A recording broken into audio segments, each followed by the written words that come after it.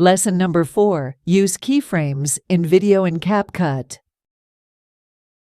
What is keyframe? Keyframes are markers that indicate the start and end points of a particular effect or animation on a timeline. They define where a change occurs in an element's properties.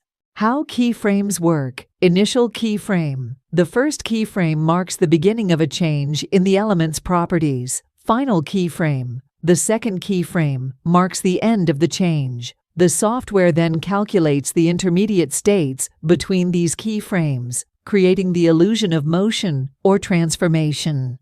Intermediate keyframes. Additional keyframes can be added between the initial and final keyframes to create more complex animations and effects. This is the interface of CapCut. Steps 1. Import videos and drag into timeline. 2. Split the video. When you split a video clip, you are cutting it at a chosen point, creating 2 separate clips. 3. Use text or any other image in your video. 4. On right side, more options will be showing. Just go and add keyframes. Hello Mellow learners, welcome to our first lesson on CapCut. Today, I am going to learn how to start a new project, import media, and do some basic editing. 1. First of all, open CapCut and import your videos. Drag the videos into timeline.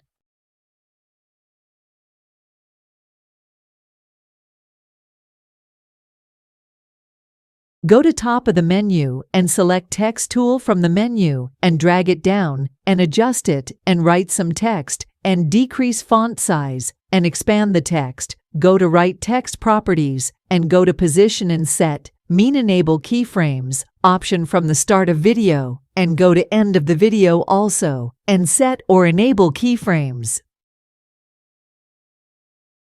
Increase some scale and start the video.